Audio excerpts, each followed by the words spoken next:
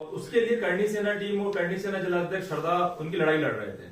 सरकार ने अचानक उनके ऊपर लाठीचार्ज किया, फिर समस्त करणी सैनिक वहां पहुंचे, जीवन सिंह जी पहुंचे और उन्होंने दमन करने के लिए लाठीचार्ज करके उन्हें जेल भेज के जो उन्होंने कांड करना था सरकार ने वो किया। तो ये क्यों किया? क्योंकि सत्ता में एक हनक है। हनक मतलब अहंकार है, और जब भी सत्ता में अहक आती है तो वो बट और बूटों से आवाजों को कुचलने का काम करती है। तो ये काम आज मोहन यादव सरकार कर रही है, भाजपा सरकार कर रही है। यदि कांग्रेस सरकार करती उसका भी विरोध करते, भाजपा सरकार है, भाजपा सरकार का विरोध है।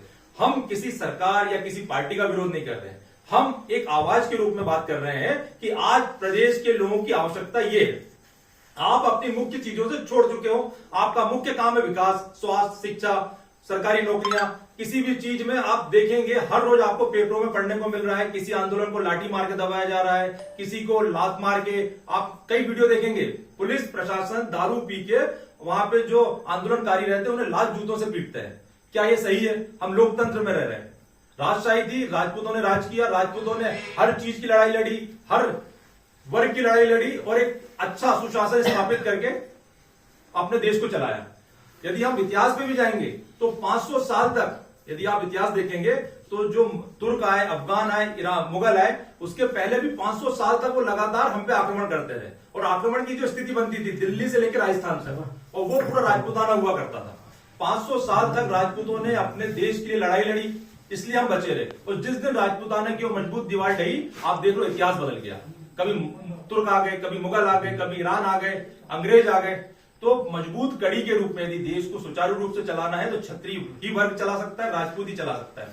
और आज जो हमारे मुखिया जीवन सिंह शेरपुर जी, उनका मानना यह है कि लाठियों के लिए हमें आंदोलन नहीं करना, हम तो जनसेवा की बात करते हैं, जनता की लड़ाई लड़ रहे हैं। यदि हमें लाठियां पड़ेंगी तो हम लाठियां खाने को तैयार है, क्योंकि ये जो सच की लड़ाई लड़ते हैं, जो धर्म की लड़ाई लड़ते हैं, जो नीति की लड़ाई लड़ते हैं, कलयुग के इसमें पहले लाठियां ही पड़ेगी। और जब तक वो डटे रहते हैं तभी आपको सत्य मिलेगा, नीति मिलेगी, धर्म मिलेगा। यदि आजादी की लड़ाई देखेंगे, हमने 100 साल तक संघर्ष किया, 100 साल के संघर्षों के बाद ही आजादी मिली है, क्योंकि वो जो लड़ाई थी वो नीति के आधार पर लड़ी गई थी। हम भी संविधान के अनुसार पे लड़ाई कर रहे हैं। हमारा मुख्य उद्देश्य यह है कि सिर्फ राजपूत समाज को लेकर ही नहीं, वरन संपूर्ण जो वर्ग है उनको एकत्रित किया जाए। और जो मुख्य आवश्यकता है, जैसे सबसे पहले हमारी मांग थी कि जो 12-13 जुलाई को फर्जी प्रकरण दर्ज किए गए हैं हरदा में, देवास में, सभी जगह उन्हें हटाया जाए। फिर मुख्य मांग है कि आरक्षण का आधार आर्थिक किया जाए। बहुत लंबे समय से लड़ाई चलती आ रही है, और आपको मैं बता दूं कि जो 10% ईडब्ल्यूएस मिला है हमें आर्थिक आधार पर आरक्षण, ये भी जीवन सिंह शेरपुर और करणी सेना की देन है। और उसमें उन्होंने, सरकार ने आरक्षण तो दिया, साथ में कुछ कॉम्प्लिकेशन दे दिए कि आपका यदि भवन है, 5 एकड़ खेत है तो आपको प्रमाण पत्र नहीं मिलेगा। तो हमने ये बातें रखी है कि आप जो आधार है 8 लाख ही रखें, और भवन और मकान की जो बाध्यता है वो खत्म की जाए। और इसमें आप क्रीमिलियर वर्ग का उपयोग करें, जिस प्रकार क्रीमिलियर करते हैं ना कि आपकी आर्थिक आय इस प्रकार से आप संपन्न हो गए तो अब आपको आरक्षण का फायदा नहीं मिलेगा। और जो आरक्षण का फायदा एक बार ले लो और संपन्न हो जाए, उन्हें भी आप हटा दें। तो जातिगत आरक्षण की आवश्यकता वर्तमान समय में बची ही नहीं है। और मैं आपको बताऊं, प्रासंगिक उस समय भी ये नहीं थी। संविधान में स्पष्ट रूप से कहा गया है कि समाज की मुख्य धारा से छूटे हुए लोगों को वापस मुख्य धारा में जोड़ने के लिए आरक्षण की व्यवस्था की जाए। कहीं किसी जाति का, किसी वर्ग का उल्लेख नहीं है। ये तो हमारे राजनेताओं ने अपने हिसाब से चीजों को मैनिपुलेट करने के लिए इन चीजों को जोड़ा।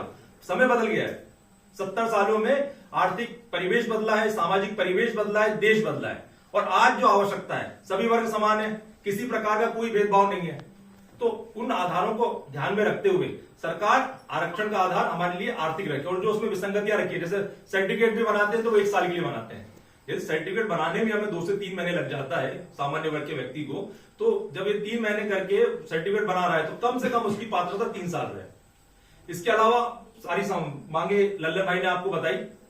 स्वर्ण आयोग के गठन की मांगे हैं, गौशाला को, गौ माता को राष्ट्र माता का दर्जा प्रदान करने की मांगे, और भी 21 मांगे, जिसमें संविदा शिक्षक की पदों की वृद्धि की जाए, पुलिस विभाग का वेतनमान बढ़ाया जाए, घोड़ा रोज जो नीलगाय की समस्या है, जंगली सुअर की, उनके ऊपर कोई कानून मैंने एक प्रमुख मांग ये रखी गई है, उसमें लव जिहाद की।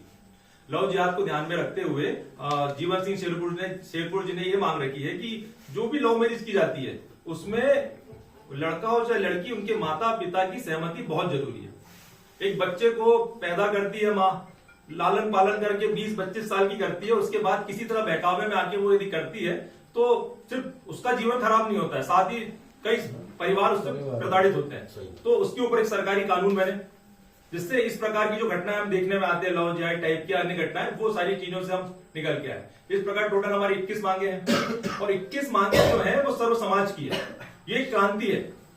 आप यदि जीवन सिंह शेरपुर से मिलेंगे, आप उनके साथ समय व्यतीत करेंगे, तो मैं आपको विश्वास दिलाता हूं आप उन्हीं के लिए रहेंगे। इतना शालीन आदमी है। अपनी हर राजपूत समाज के साथ साथ हर वर्ग की लड़ाई लड़ने वाला वर्तमान समय में इकलौता ऐसा आदमी है जो घर परिवार छोड़ के आप हरदा बुलाओ, हरदा आएगा, बैतूल बुलाओ, बैतूल आएगा। यदि उसको जहां लगता है कि सरकार गलत कर रही है तो वो एक दीवार के रूप में खड़ा होता है। उनके सिर पे भी लाठी का प्रहार किया गया था, पर उसे अपने मौत का खौफ नहीं है। वो सिर्फ ये चाहता है कि आम जनता के साथ में न्याय हो। आम जनता की लड़ाई लड़ते लड़ते 21 दिसंबर जो उन्होंने फाइनल किया है हरदा में, वो एक जन क्रांति का आगाज है।